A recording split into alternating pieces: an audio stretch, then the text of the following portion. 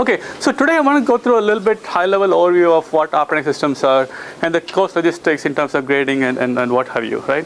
Before I do that, how many of you have an idea about operating systems beyond the names Windows or Mac? How many of you know the sort of innards of the operating system, build their own kernel, sort of comfortable with operating systems are? Raise your hands. Sort of, you know. None? Okay, one. How many of you have no idea what operating systems are? Two. How many of you?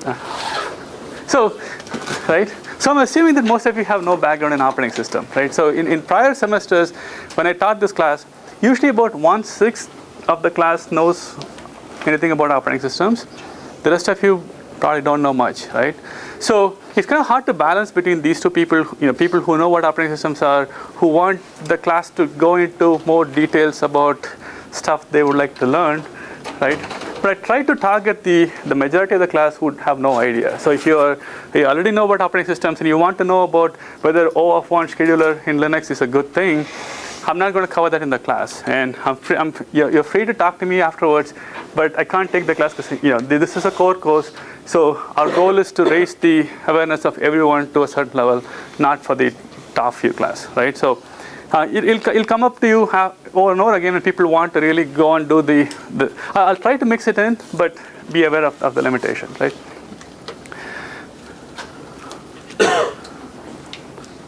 So before we understand operating system, let's give a broad overview of where all these things fit, right? Computers, you can think of, is made up of two broad categories of systems. There's the hardware, which includes all the things you can think of, GPUs and CPUs and hard disk and keyboards and mouses and what have you. And some of that you'll study in your computer architecture class or what have you. And then this is application programs, right? This application programs, the sort of things that you would use on a regular basis, in Internet Explorer, PowerPoint, whatever I'm doing to make these things happen on the screen, right? And then you have the notion of users who make these things happen. So if you think of this machine sitting here, there's a piece of hardware, and then I have, let's say, a CD of Windows XP. The operating system is the one which glues them together, right? It makes whatever your notion of program run on this particular hardware, and it runs such a way that you get good performance, you get certain benefits. But essentially, that's the one which takes your C program that you write in some code and make it run on some other class. Today we may have problems with fitting everyone. There's one seat over here, there's one seat over here, one seat over there. I understand. It's fine. Thank you. So I think we're fine. So this problem should be solved on Friday, right? We'll have more than enough space. So essentially, that's the one which glues this stuff. So you have all these hardware issues, and you have all these applications what they want, and you're trying to merge them such that applications don't have to worry about the innards of the hardware, and you can use all the benefits of what the hardware can provide, right? And I'll make it a little bit more clearer by looking at a simple C program, right? So in general, I'm agnostic towards any language that you want to use. I'm fine with whatever language you can use, but the reality is C is a lot more closer to the operating system than any other language like Java or what have you, right? So most of the examples I'm going to use C, and I'm sure most of you took enough C to understand this particular piece of code, right? Most of your projects you may have to write in C just because it's the natural thing to do. But if you want to do it in some other language and you're willing to go through the hoops to make it happen, I'm willing to deal with that, right? So for now, here is a really bad C code, right? It has bugs in it. It doesn't do anything useful, but it gives you some of the hints of what an operating system, where it plays a role, right? First sentence, if you write a C program, you have the main function, right? You have main, and you give it typically 3 arguments. One for the 2 arguments to get the arguments to the program, and the last one for the environment, right? How many of you find this familiar? This piece of code? Few of you, right? But essentially, what it does is, if you want to run your program as prog, file 1.c, right? When you run this program, you expect the argv vector to have this and this string. You expect your argc to be 2, and you expect all the environment, such as path and everything, to be given to you by environment, right? So when you write this program, you have no idea how a user types in all the stuff. Your program magically gets all these arguments. And it's the role of the operating system to make sure that when you call main, things like processes happen, things like it makes sure that you are privileged to do this operation, it makes sure that everything is set up for you, and fills all these arrays and makes your program run, right? So you don't have to worry about what state of the machine is, whether it's booted and all those things. When you write the C code, operating system makes sure all of the things happen, so your code seems to run properly, right? What that also means is when you allocate an array called buff, statically a buff in your program, right? Operating system makes sure that you get the memory needed to hold that buffer.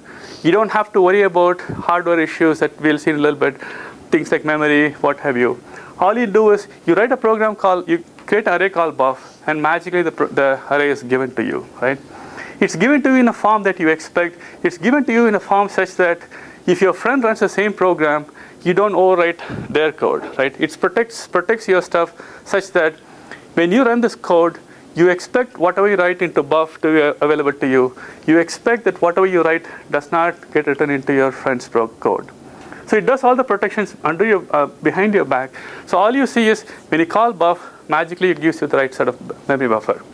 You may also be used to dynamically allocating using malloc call, where in the next case you allocate 100 bytes, right? And it's up to the operating system to give you more memory than what you initially had, right?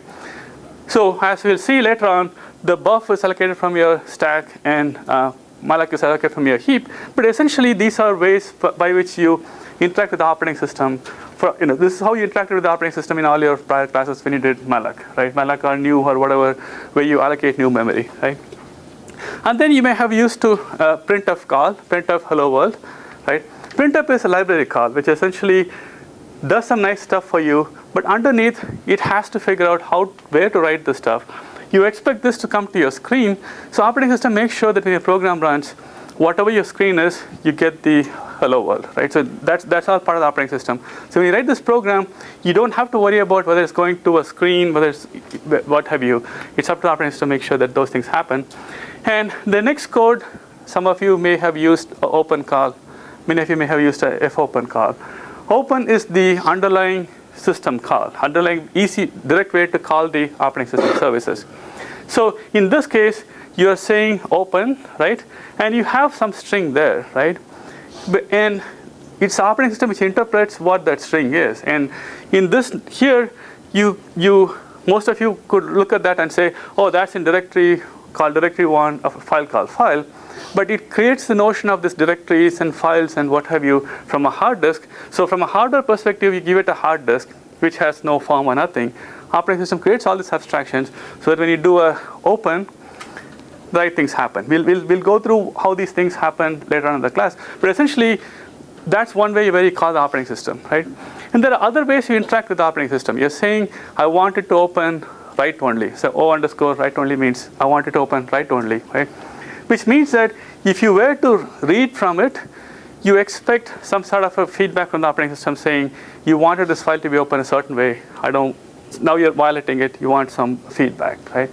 And the last bit says how you want the mode bits to be set. And essentially, this is a way for you to interact with the operating system and say, you're going to create a file for me. I'm going to have these parameters for the file, right? So if you really know what C code is, you may find a lot of bugs with this code, but this is a general picture of what you're trying to achieve, right? And then the next line number 6, right? That's a blatant bug here, right? You allocated 100 bytes. Now you're trying to write the 1000th byte, right? So what do you think will happen if you try to do that in a normal C program? I'm sorry? You get a segmentation fault, right? That's a way for the operating system to say you violated something in your code. You're doing something wrong in your program, right? So there are two ways you can mess up your program. One is you do something which can harm you. You do something which can harm others, right? In this case, you're doing something which could harm you because you're not writing it to somebody else. So in this case, the operating system is giving you a segmentation fault to say, I think you messed up something and you should you should debug and fix the code, right? Do you think you'll always get segmentation fault for this code? 100% of the time? The answer is no. You don't get this error all the time. The reason is operating systems are written such that they will tell you about what mistake you made most of the time, right? But it will not let you do something else to others, right? That's something that it guarantees. So if you were to write this as read only, then it will not let you write. So you cannot cause harm to others. If you want to cause harm to yourself, as you will see when you're writing this way, you're actually causing harm to yourself because you're corrupting your own memory buffers. It's okay. So some of the errors that it gives you, it differentiates between the mistake that you're doing to others and mistake that you're going to do to yourself. If you have a bug in your code which only destroys your program, it tries to give you a segmentation fault, but sometimes it gets through. That's okay because it's not trying to promise you that, but it always promises that you don't do any harm to others, right? As we'll go through the class, you'll understand what each one is happening. I just want to give you a sense of what you've done so far and how the operating system fits into all of those, right? And again, here you have a write call to the opens thing. So right now you're saying, I have something in memory, I want it to go to disk, and magically something happens, right? And some of you may know this fsync call, which essentially tells the operating system something about what you did in FD, right? What it's saying is, you may have optimized it such that when I said a write, you may not have actually waited to send it to the disk, but I want it to go to disk, right? This is a more complicated piece of code where you're aware of things like buffering and stuff that the operating system does to create, to make it look faster. And then of course you have these close file descriptor where it says I'm done with it. So if I try to write into the file afterwards, give me a error condition. And then the last one is exit code, right? Which says that when this program ends at this point, I want this exit code to be returned, right? Return to where is again dependent on the operating system, right? Your program says, when I'm finished with this code, I'm going to return error code of exit to whoever who created me. And it's up to the operating system to give that to a shell or whoever who created that. So this is a simple program. Again, this is not meant to show off how, a good C program. But it tells you some of the ways that you have used operating systems so far in your earlier classes without realizing it. And every step of the way, without having operating system service, you'll end up programming directly the hardware, which is a lot more trickier than you would imagine, right? So another important part is, so we looked at the programming part. So we looked at the programming part of how you may write the programs and stuff. The other important part of the puzzle is the hardware, right? Hardware includes anything you put inside a computer box, right? It includes the processors, which may include CPUs and GPUs and DMA control or what have you. It may include input-output. Keyboard, mouse is something that you likely seen. Keyboard, mouse, monitor, and a disk and printer and all those things, right? The important thing to realize is hardware has a cost, right? And how many of you have taken a class in computer architecture so far? Oh, a lot of you have taken, right? So if you're taking a class in computer architecture, it's all about trade-offs, right? So for example, the technology like hard disk, right? Hard disks are cheap. For amount of gigabyte you can buy, they're practically cheap. If you priced it out, you can probably get like 500 gig for about $100, right? They're cheap. They are persistent, meaning whatever you wrote there would be there. If you take the power off, it still stays there. And they're very slow, right? They're very slow. They take like milliseconds to write anything, right? On the other hand, main memory, which some of you, when you buy a laptop or desktop, you get like a couple of gigabytes of main memory. Though they're faster, they're not persistent. If you take the power off, all the memory is lost, right? And they're more expensive, right? You can afford a 500 gig hard drive. Very few of us can afford a 500 gig main memory, right? And there are other stuff. If you dig deeper, there are caches, like L2 cache, and L1 cache, and registers, and so on and so forth. The fastest memory is probably the registers, right? And if you take the architecture, they can operate at the one clock cycle or what have you, right? Which is very fast. And they're also extremely expensive. So in a processor, you may have like few of them, like maybe 10 or 20 of those, right? And that's the reality of those stuff. You want the stuff to be on the hard disk because it's persistent, but it's extremely slow, right? So if you want to operate on something, if you want to add 1 plus 1, which is on the hard disk, if you have to read the first value, if you have to read the second value, do your operation and write it back in place, it's going to be so slow because you're doing it at the millisecond speed, right? So what you want to do is you want to juggle these things such that you can move things around and move them closer to the processor, move them to the fastest memory you have, do all your operation, and then move them at some instant, which is all the operating system magic does, right? So the main thing, takeaway message is there are some things that the operating system has no control over, right? I would like the hard disk to be faster. I would like the hard disk to be cheap, plentiful, and inexpensive, right? But we don't control those. That's what the hardware folks give, right? So we have to work with whatever the hardware folks give, and they have a good reason why they do all the stuff, because they're trying to do the balance. They can build something which is very fast and expensive, or they can build something which is plentiful and not that good. We are trying to move these things around such that it looks to you as if we have something which is fast, cheap, and persistent, right? And we'll see how we do that. Essentially, we keep moving things around. We keep moving from hard disk to main memory to the caches, such that it looks like we are doing something very fast, but we also achieve persistent. And the cost of that is sometimes things don't exactly go the way you would expect them if you don't understand what operating systems are, right? And we'll see what that is. And the same thing goes for CPUs too. So CPUs are fast and expensive, but you can also buy graphics processors. Many of you may have seen graphics processors which are dedicated to do certain things, right? So you have a GPU which is dedicated to draw circles or cubes very, very fast. So you can play a video game on those graphics processors very good, but they can't do everything else, right? So you're trying to do this balance. It's good at doing one thing, but it's cheaper. The general processor it can do everything. You're trying to do this balance, right? And that's important to remember. So we cannot promise to do anything more than what the hardware can do, but we'll see that we can do this stuff in such a fashion that you don't notice it, right? Many of you have used computers, right? Sorry, all of you have used computers, right?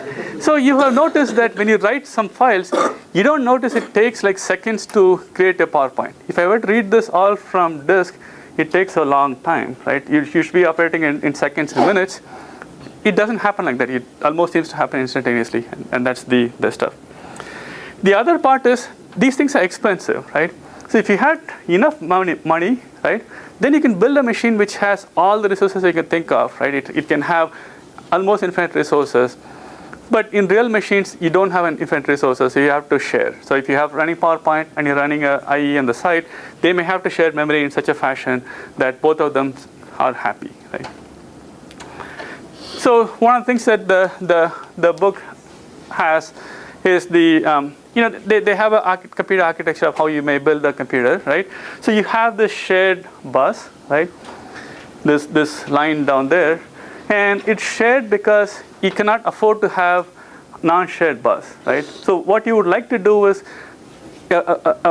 ideally, if you have infinite budget, right, you can have CPU have a direct path to the memory, CPU have a direct path to the hard disk, CPU have so everybody talks to everybody directly, right? In which case, there's no contention, they can talk very fast, and the thing will be so expensive, right? So what you end up doing is you have one shared bus, which means that if the CPU wants to talk to, say, the disk controller, the USB controller cannot talk to the graphics adapter. Only one of them can do the stuff. So they all have to share, right? But if you are a good operating system, you don't notice these things happening. It looks like everything is fine, right? But even in a good operating system, sometimes you would notice this, right? Some of you may have noticed this. One of the times you may have noticed this is, how many of you noticed that suddenly you did something, you're burning something or whatever, and you have a beach ball or clock or something where your operating system does not give you anything, right? Like you open some file or something, and that froze the whole machine. For a few minutes, you cannot do anything. You just sit there. If you're using a Mac, you see this little beach ball. If you're using a PC, you have this little clock, right? How many of you noticed that? You must have, right? I mean, unless you had infinite resources, you would notice that. And essentially what is happening is something that you wanted, right? You can't even go to another application because the whole system is waiting for some resource. Until that is given to you, now nobody can proceed, right? And hopefully that won't happen all the time, right? If you wanted to see it happen all the time, take your laptop and put like 4 megs of memory or something. If you want to put 4 megs of main memory, right? Don't do this on a real machine because it'll be excruciatingly slow. But if you don't give it any resources at all, like if you give 4 meg of memory, you will see that your machine will always be beach balling or whatever, right? It may boot up. Eventually, it may boot up after like a couple of hours, but your machine is practically useless, right? It's practically useless because there's nothing we can do, because I need to get to the disk to reach something, and I need to go to the USB controller to do something. And since the bottleneck is this bus or whatever was your bottleneck, your system will be very slow, right? And again, there's nothing we can do in terms of the hardware, because that's the cost argument. What we can do is make sure that this does not happen often, right? So anyway, so this is more of the traditional way of looking at it, which is the operating system is a resource allocator, and it's a control program. So it's a resource allocator because it makes sure that the right person has the right resource. So when you write the program to say printf, then you get the resource to send something to the screen, and when you don't use it, it should try to manage it, right? And it's a control program because if your program did not open a file, the operating system should not let you do something. So it has complete control of the hardware.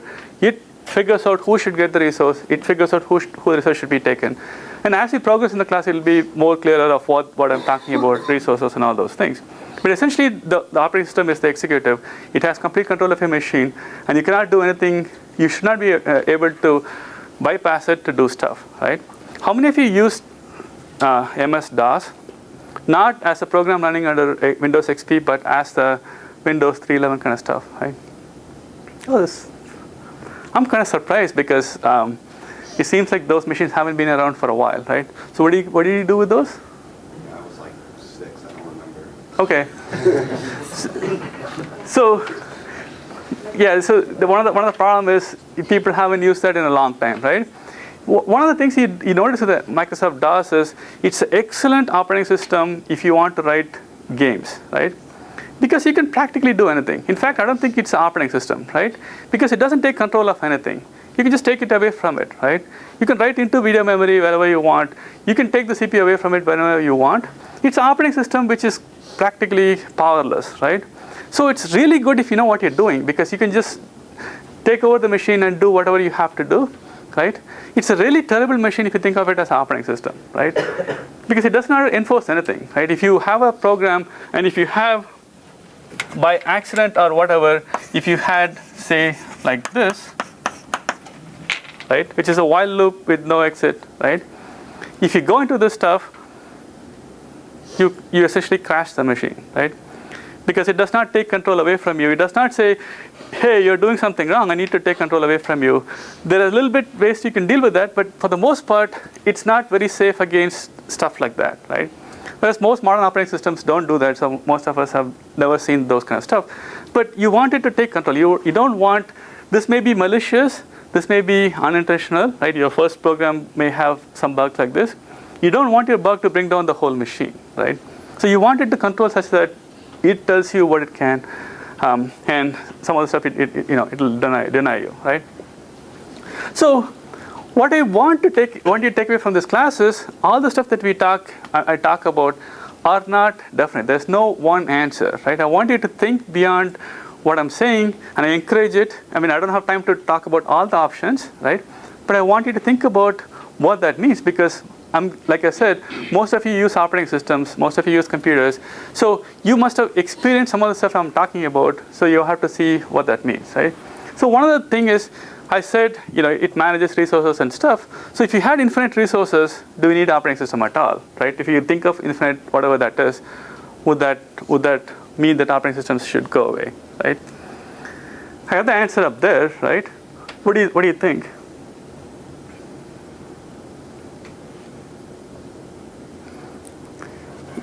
You may not know the answer precisely now, but essentially the idea here is, even if you have infinite resources, sometimes it's good to share, right? For example, hardware, right? You don't want a keyboard for every application you run on the system, right? It is infinite. You don't have to contend anymore. But many of us don't like to have a keyboard such that this is for PowerPoint, this is for IE kind of stuff, right? So you like to share.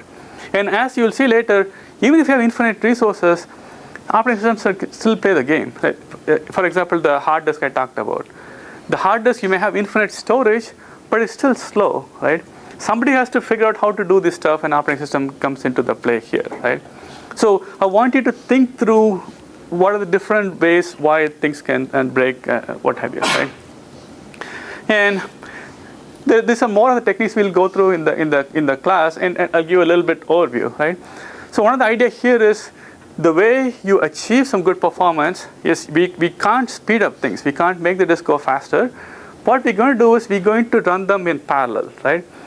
What that means is instead of me sending output to the printer and wait for the printer to finish, if I can send one page to the printer and then go on to the next process, go on to the next application, and show the slides on the screen, and go on to something else and write something on the disk.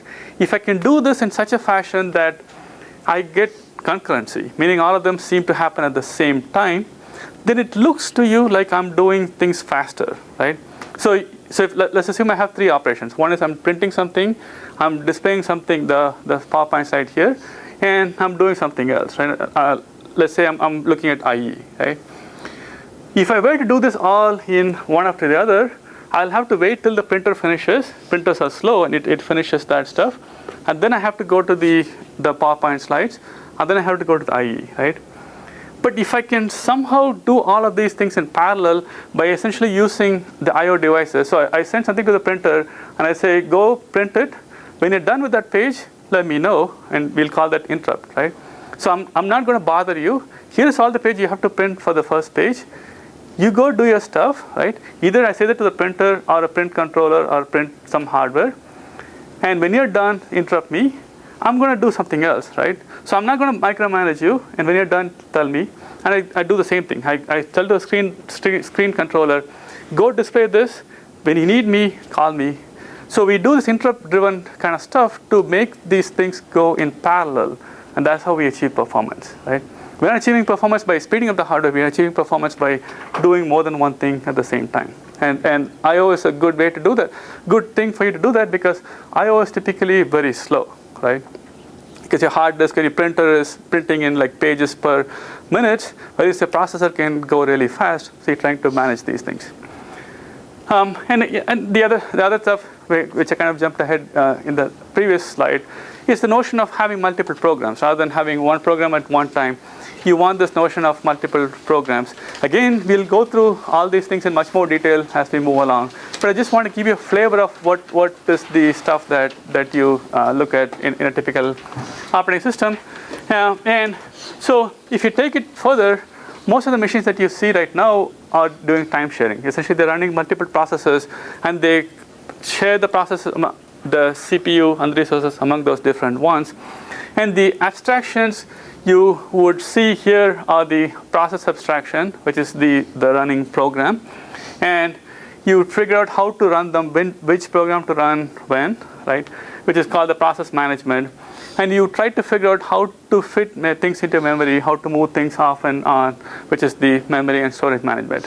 I'm saying all this stuff because we're going to organize the class such that we'll go through each one of them separately in what I'll call a module, right? So, and also the protection mode, which we are talking about, which is the one I said, which is to make sure that you don't hurt others and others don't hurt you. It's okay if you hurt yourself. We'll try the best to tell you that you're writing a program which should get a segmentation fault. But our primary problem is we want to make sure that you don't do any harm to the system. You should not be able to crash the system. You should be able to crash a program, that's fine. System should not happen. And we try really hard to do that, right? And some of the popular operating systems many of you use, include Linux, Solaris, FreeBSD, Mac, and stuff. How many of you are Windows users? How many of you are Mac users? Linux, I guess. So yeah, many of you are Windows users. Some of you are Unix kind of users, right? So I will try to give you examples of how these things work in Windows and Mac, but beware there are many class of users. So I'll give you a little bit of how it is especially done in one of the operating systems, right? How many of you feel that whatever operating system they use is superior to the other ones, right? You might have seen people talk about Linux. They love Linux, they love Mac, They passionately feel that Windows sucks, and right? How many of you feel like that? You don't have to feel shy, right? So many of the people I see have this passionate stuff that Windows really sucks, and like Mac is like good or Linux is good, what have you, right? I may have my own view on what really helps me run my own laptop. I run a Mac kind of stuff. But the important point you want to take away from this whole thing is operating system is all about trade-offs. It's not about some magic, right? What you'll see is essentially what it boils down to is something like a scheduling, right? What happens is I have to send this paper page to printer and I need to do something on the screen, right? Those are the two tasks I have to do. I have to print this page, I have to do this something on the screen. Your operating system may decide to do one over the other, right? It may decide to send the printer first. It may decide to do something on the screen first, right? Depending on what it tries to do, one of you may be happy, one of you may be sad, right? If you want the printer to be fast and it sends it to the screen, you're going to say, oh, this one sucks, and I have to wait for so much time. In Mac, I don't have to worry about this. When I send the printer, it does really immediately, right? If you go to the other operating system, they will say, oh, no, I don't like Mac because I have to wait for my screen, what have you, right? So there is no global thing which says this is bad, this is good. I mean, Microsoft has a lot of programmers working on this stuff. They're all making trade-offs which make one look better than the other one for the particular task, right? For the most part, there is no magic which makes one operating system do things far superior to anything else for every task. Because you are constrained by the hardware, right? If you have a hardware which has to take certain time to read, none of the operating system can do anything, right? So I want you to keep an open mind to understand what decision they may be doing, which helps somebody and hinders somebody. I don't believe that any of these operating systems are purposely trying to be bad across the board, right? I mean, they might have done that. If you wrote operating system for this class, you may do that naively. But both these companies have been doing this for a long time, that there is no clear winner. It's all about trade-offs, and that's what I want you to take away from the class. Like what makes you make the decision which makes one look better than the other one, what have you, right? You may have political reasons why you hate Microsoft or Apple or whatever. That's not covered in this class, right? And there's also other class of operating systems that most of us use. I mean, in fact, most of the machines who run operating systems fall under this category, right? Most of your cars and washing machines and stuff run what is called real-time operating systems, embedded operating systems, and they have stricter deadlines, right? So for example, if you're taking a cell phone, you want it to answer your phone call all the time. You want the phone call answering to be the most important stuff other than other tasks. So it may make decisions which are much more stringent than a general purpose computer, right? So another example is nuclear plant, right? Nuclear plant may control and display something cute on the operator console. I've never been to a nuclear power plant, but looking at Homer, you have all these control panels and all those things, right? But if a nuclear plant is experiencing a meltdown, right, its number one priority is to stop that, right? So it'll stop displaying anything on the screen. You may not be able to do anything on the screen. That's okay, because it has to prevent the meltdown. Otherwise, it doesn't matter whether the computers are running or not, right? So the decision that they make is called real-time systems. We have a separate class which goes through that, right? It's a lot different because they have to deal with different kinds of stuff. We won't go through that explicitly. I'll give you a hint when appropriate. But we're not talking about embedded and real-time systems. This is a separate course which deals with that, right? We're going to talk about more general purpose, sort of like a laptop, desktop, server kind of machines, right? But be aware that in terms of numbers, these things far outweigh these things, right? You probably have more of these maybe running in your watch, running in your cell phones, than you have laptops or desktops, right? Again, I want to stress these what I call facts, right? Operating systems cannot make magic. They cannot make things go faster. If your hard disk takes 1 minute to read something off of it, operating systems cannot make things go faster. But you can play games such that it appears faster, right? So one of the examples is you may have noticed a thing called caching, right? When you start your PowerPoint the first time when you reboot your machine, you may notice it's extremely slow, right? And if you start it, you shut it off and then you start it again, it'll appear that your PowerPoint is much faster, right? If you haven't noticed it, try it today, right? Go to your laptop and reboot it. Go to laptop or desktop, reboot it, start it fresh, start a big program like PowerPoint or whatever. your machine will be like, you can hear the disk going while things are slow, and exit out of the program, start it again. It'll be faster, right? It'll feel like the machine is warmed up, so it's much faster to go, right? And essentially, that's a thing called caching. So that it can do to make it look like it's faster, but there's no way it can make the initial reading faster, right? So that's important to remember, because any operating system decision we do, we cannot do anything more than what the hardware can do, right? Part of a limitation, right? The other important thing, which I mentioned briefly, is it's all about trade-offs, right? There is no one solution, which also transcends to your exams, right? There is no one solution which you can say that is the solution, there's nothing else, right? So think of the case of a traffic light, right? This is a scheduling problem. Think of a case of where you have intersection like this, right? Traffic is coming this way, this way, this way, and they all have to go out, right? You might have, you've seen this kind of a structure all the time. Assume there's no traffic light which tells you where to go, and you have to implement some kind of scheduling, right? What is the first thing that comes to your mind on how you would solve this? If you have no traffic light, how would you do this?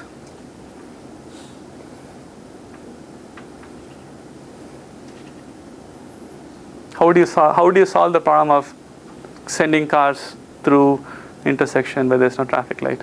The answer is here too. So, yes. I'd use the four-way stop loss. So you'll use a four-way stop sign, right?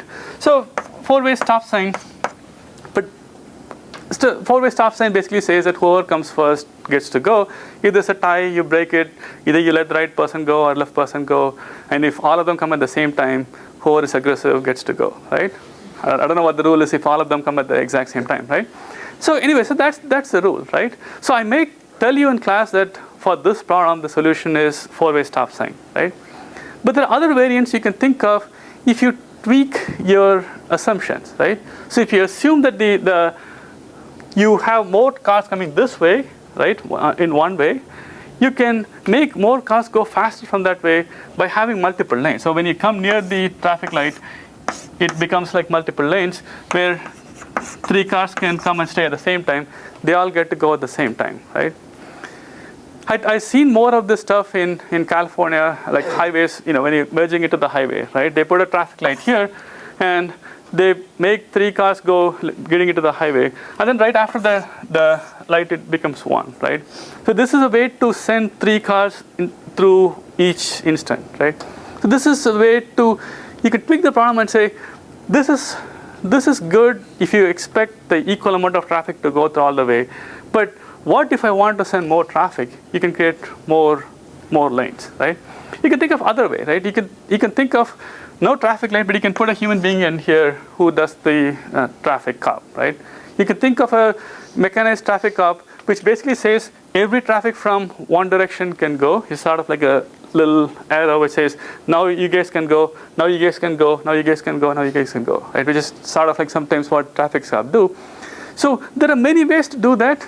And I can't say any one of the solutions is wrong, right? Because they all make different assumptions, right? So I may talk about one particular stuff, but I encourage you to think about other ways where things can happen, right? And you'll also notice it when you do the homework and exams and stuff, right? If you come up with a solution which makes sense, that's perfectly all right. So even if I ask a true or false, you'll find that my answer is true, your answer is false, but your answer is correct because you made different assumptions, right? What that means is you have to write down what your assumptions are so I know how to grade you. And what it also means is I want you to think through the different ways. So it may be confusing for some of you where there is no one answer, but that's what they are. But I want you to understand what made you come up with the stuff. It looked like the traffic sign was obvious stuff, but I want you to understand what you're doing. Essentially, you're trying to say you want to create a fair schedule where you want each of the cars to make independent decisions, and you want a fair schedule where all the cars go at the same rate, regardless of how much traffic is going through that way. That's what you do. And most of you may have seen places where this sucks, right? Like if you go to Granger area, mostly what happens is all the traffic is coming from this way, right? There's like a mile-long traffic this way. There's no traffic from any of this side. So all of this is waiting here, while all this traffic is there. You sit there and go like, well, they should solve this by putting a traffic light, or you might have come up with some solution, right? Whatever solution came up with, if it seems to make sense, that's perfectly fine. I want to encourage that, right? Again, many of you may have taken this course because you didn't have a choice. I mean, I don't know how many of you wanted to take this class because you want to know about operating systems. I won't be offended if you... Okay, I'm offended. There's only one person who wanted to take the class, right? So you may not really want to take the class, or you may not have thought about taking the class, right? But so I hope to give you a sense of why you should care. And here are 3 examples of why you should care, right? One is if you're an architecture person, right? If you want to study architecture for whatever, architecture people have to know about operating systems, because without operating systems, you can't use whatever architecture they come up with. And on the same vein, without architecture giving you something, we can't do anything either, right?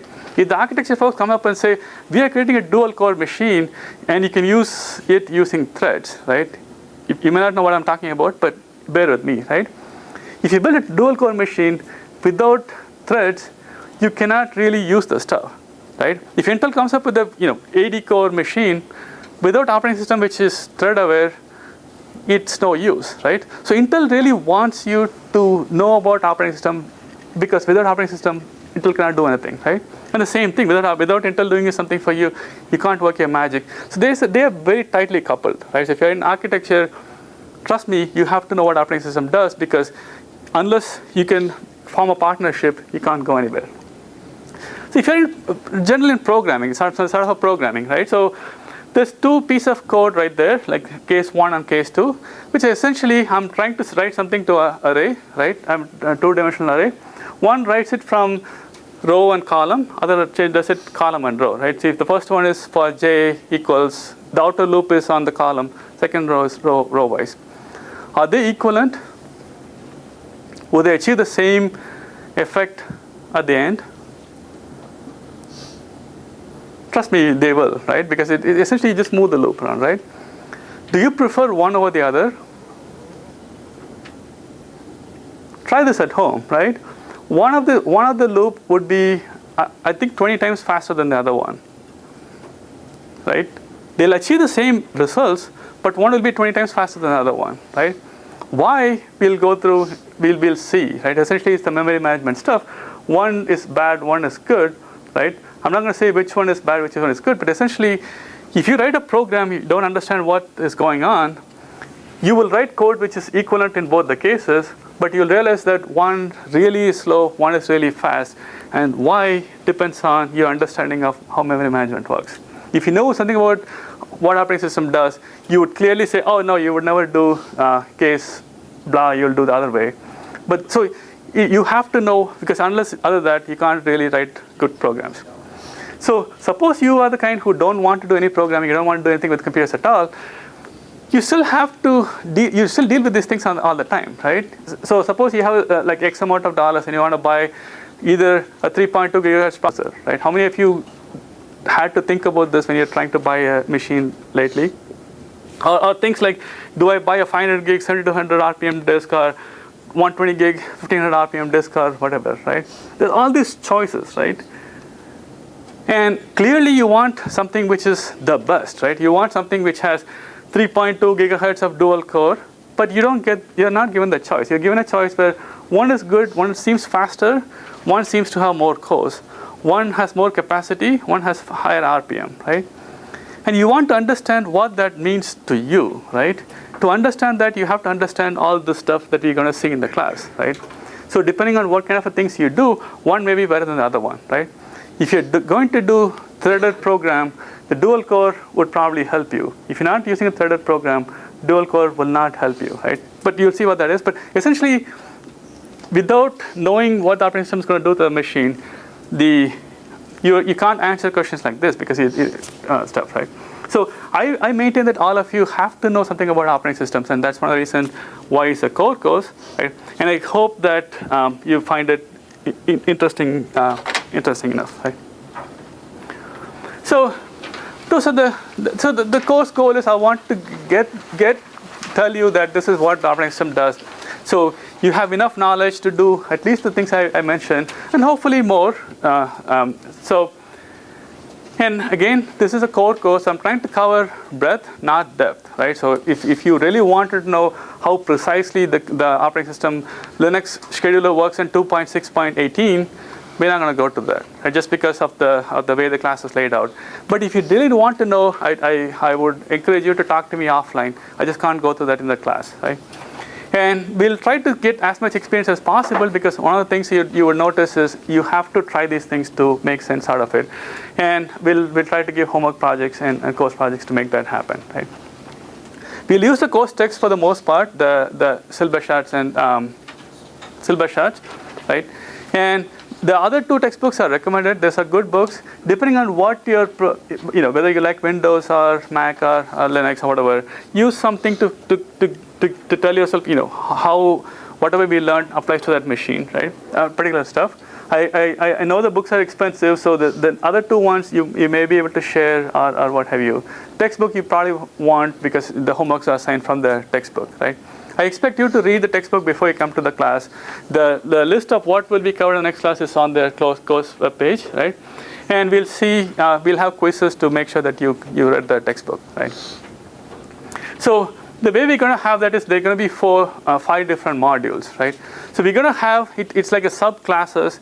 So each module, first one will be process management, then synchronization, then memory management, storage management. Then we try to put everything together, right? Each one of them will have their own homework assignment. They'll have their homework project. They'll have their own exam, right? And at the end, I'll show you how these things all fit in together. The reason why we do that is some of the things that we do in the first module also applies in the second module, but slightly differently, right?